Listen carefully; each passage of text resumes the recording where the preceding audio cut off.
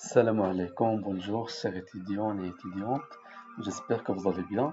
Bienvenue dans cette nouvelle vidéo dans laquelle nous allons voir la correction de l'examen des statistiques descriptives, la session normale. Donc généralement, l'examen était vraiment très simple. Et donc nous allons commencer d'abord par le premier exercice, c'est à propos des questions de cours. Alors, la première question, c'est à propos de la variance. Donc, la variance d'une série statistique, la première proposition est toujours positive ou nulle. Donc, c'est vrai, parce que nous avons dit que la variance est toujours, ou bien on ne peut pas y avoir une variance qui est négative, puisque la formule pour calculer la variance, c'est la sommation des xi moins x au bar au carré. Donc, elle se calcule comme le moyen des carrés des écarts à le moyen. D'accord? Donc, c'est pour cela qu'elle est toujours positive. D'accord? Ou bien, elle peut être aussi nulle. Donc, A et B sont corrects. Ou bien, sont vrais. D'accord? Pour la proposition C, s'exprime dans la même unité que la variable. Donc, bien sûr que non. Donc, c'est faux parce que la variance, elle est au carré. D'accord?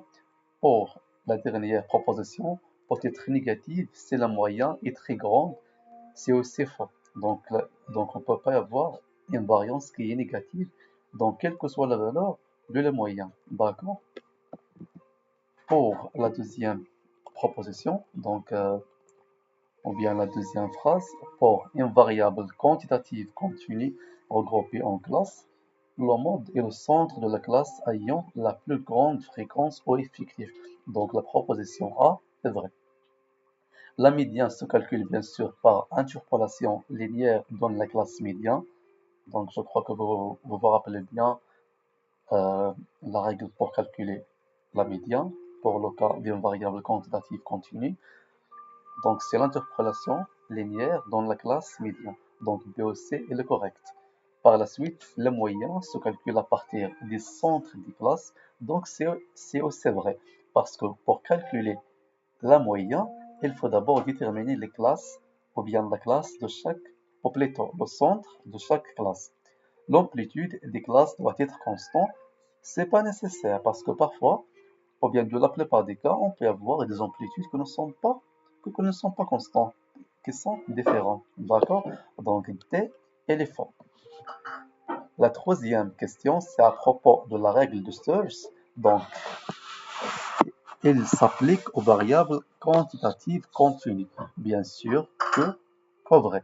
Parce que pourquoi on utilise la règle de Sturge?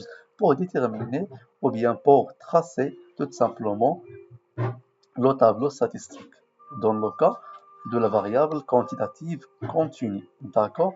Le nombre k est donné, donc la formule pour calculer k, ou bien le nombre de classes, c'est bien sûr 1 plus 3,22 log de 10, donc n, ou bien l'échantillon. Elle garantit que chaque classe a le même effectif, donc cette proposition, donc elle est fausse, parce que bien sûr on peut avoir des différents effectifs. Il évite un nombre trop petit ou trop grand de classes. Donc cette proposition, bien sûr, c'est vrai. Et c'est pour cela on calcule ou bien on utilise la règle de Sturge. Donc pour avoir un nombre de classes qui est compris entre 5 et 15, comme ça, on évite un nombre trop petit des classes et en même temps un nombre trop grand de classes. D'accord? Pour la question ou bien la quatrième question, c'est à propos de l'histogramme. Les bases de rectangles sont les amplitudes des classes.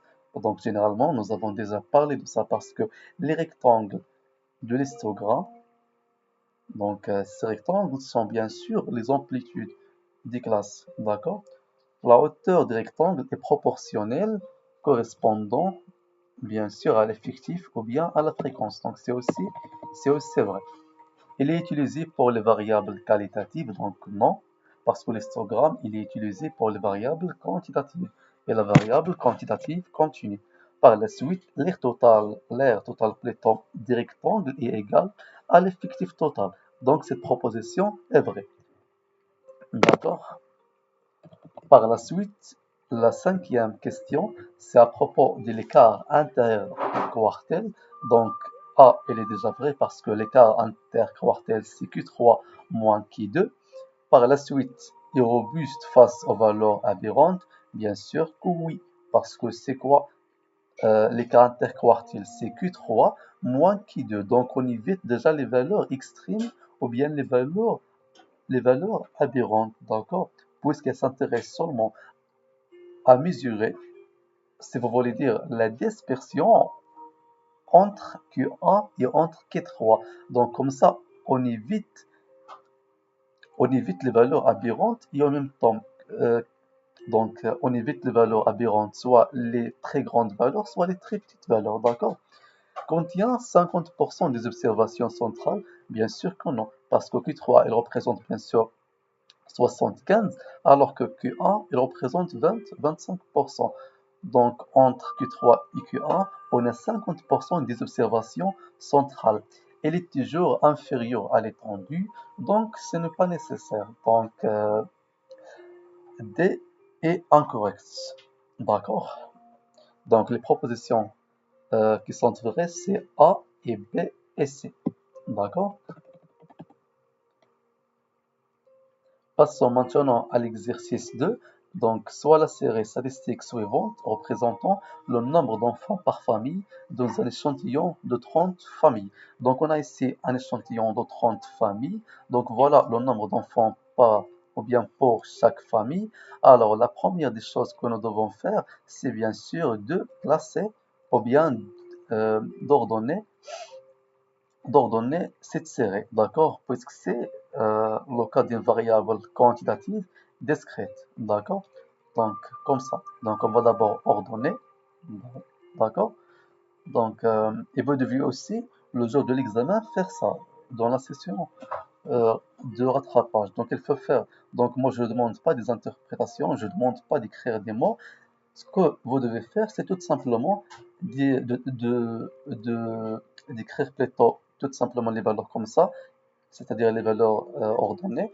Par la suite, vous devez tracer aussi le tableau comme ça, donc juste pour voir le tableau comme ça. Donc voilà les modalités et voilà l'effectif de chaque modalité. Et ici, on a le total. Par la suite, on va répondre aux différentes questions. Donc, la première ou bien la sixième question, c'est à propos d'un mode. Donc, il faut tout simplement écrire MO égale 6. Donc, sans écrire ici des justifications ou bien des interprétations, etc. Moi, je cherche pas ça. C'est ce qui m'intéresse tout simplement, c'est d'appliquer la règle. Comme par exemple ici dans le cas de, de la moyenne arithmétique, il faut tout simplement écrire x au bar comme ça. Et par la suite, vous écrivez euh, la règle comme ça et l'application de la règle. Mais bien sûr, il faut détailler. Il ne faut pas faire comme ça. Donc, il faut détailler les calculs, d'accord? Donc, c'est tout ce que je demande, d'accord?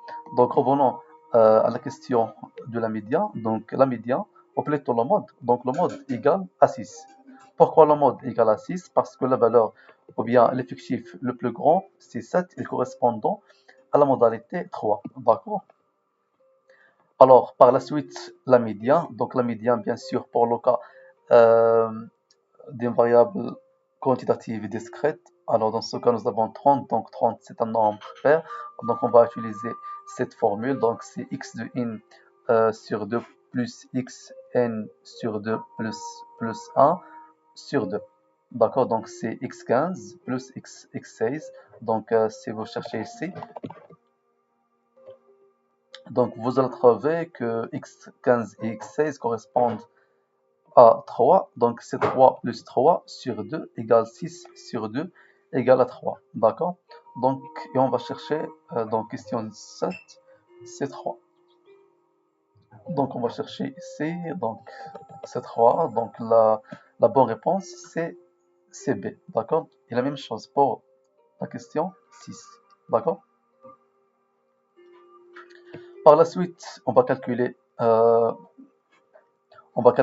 moyenne arithmétique, donc c'est x au bas. Donc c'est 1 sur n, la sommation de sin i fois x i. Donc ici, c'est 0 fois 2 plus 1 fois 4, etc. Comme j'ai dit ici, il faut détailler les calculs, d'accord? Donc c'est la bonne méthode pour répondre à l'examen, d'accord? Et par la suite, c'est 2,96, d'accord? Donc c'est 2,9. Et par la suite, on va calculer l'écart type et le coefficient de variation. Alors pour calculer l'écart type, il faut d'abord calculer la variance. Donc voilà la formule de la variance. Par la suite, il faut appliquer la règle comme ça. Et comme ça, nous allons trouver la valeur de la variance. Et par la suite, l'écart type, c'est bien sûr la racine de la variance. C'est la racine de 2,63 égale 1,62. D'accord? Donc c'est plutôt...